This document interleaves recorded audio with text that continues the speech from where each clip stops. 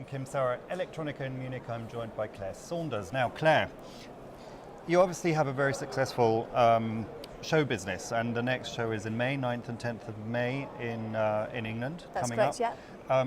But you're taking that whole show concept to the next level, aren't you? So there's been quite a few developments. Tell us about this. There has, yeah. I mean, we've, as you rightly say, we've been in the show business, if you like, for many years now. We've built up a very strong database, and we've always told our database about our events and what we're doing. And we felt that we needed to engage more with industry and to get back more from them to see what's, pushing their buttons, what's happening out there.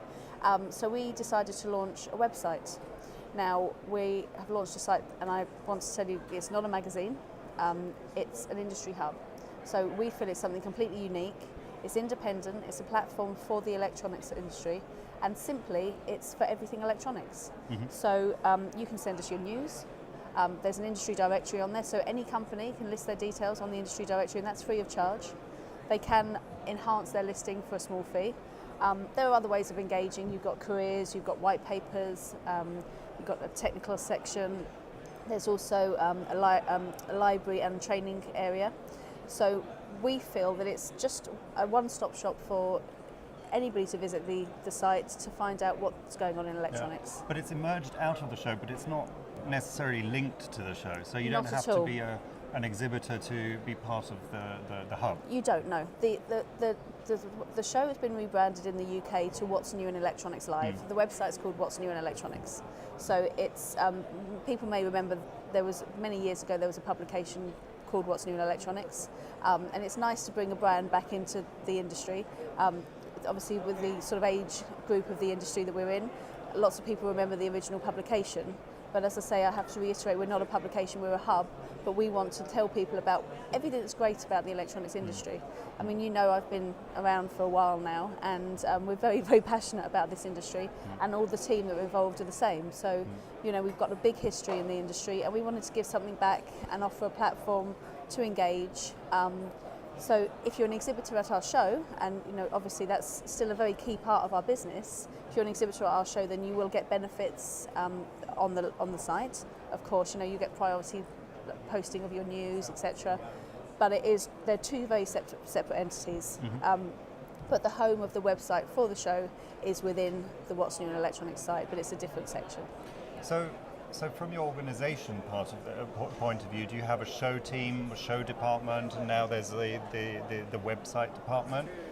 Or is there crossover? There's a crossover. I think there has to be. I mean, there's obviously an element of this of difference, because a key part of our website and our growth, over and above the database that we have, is our social media.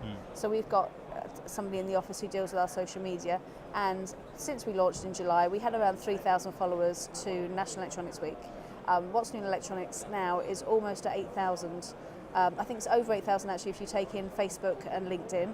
But if you look at Twitter individually, we're around 7,000 followers. So, we've more than doubled those followers in 4 months, which is fantastic. And I think the reason we're doing that is because we're engaging and we're doing something that's different, and we're not trying to sell anybody anything, we're just telling people what's happening in the industry.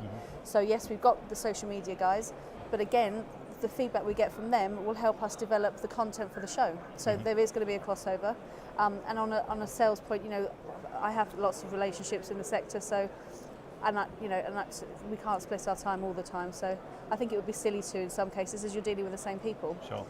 And so the people that know you as Claire, the showgirl, will know you as Claire, the web girl. And that's something I'm trying to work out myself right now. So yeah, I feel like I've got a new job. It's really interesting. Okay.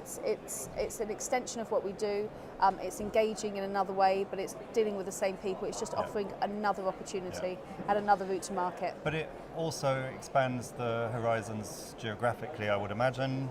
The web-based platform will not be just focused on the UK or no, European of course, market. yeah. I mean, our database has always been international. It's predominantly been UK. But if we see the breakdown of where our readers are coming from, then we're about 35% UK, and then the rest of the world. About 35% then is Europe, and then the additional around the world. So the reach we've got is huge.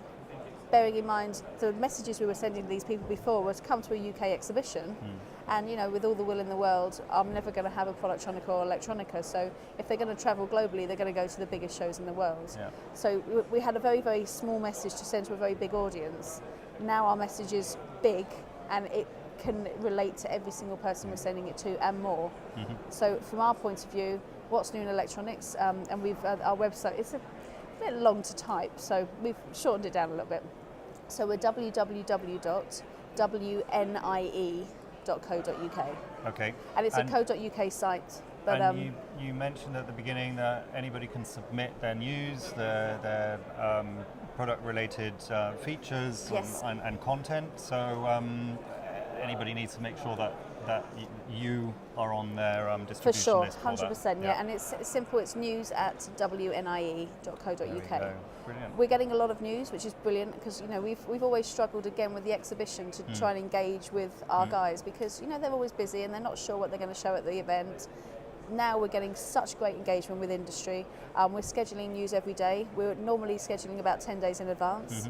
But as long as the news is relevant, and as long as it's it's not an obvious sales pitch, then we'll put it on the site.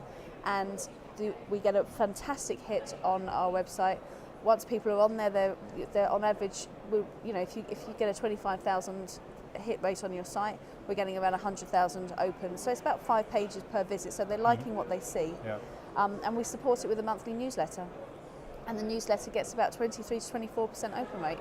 So again, it's above average, and people seem to like it, and they're clicking on the news stories as opposed to our banners or whatever else. So it's great.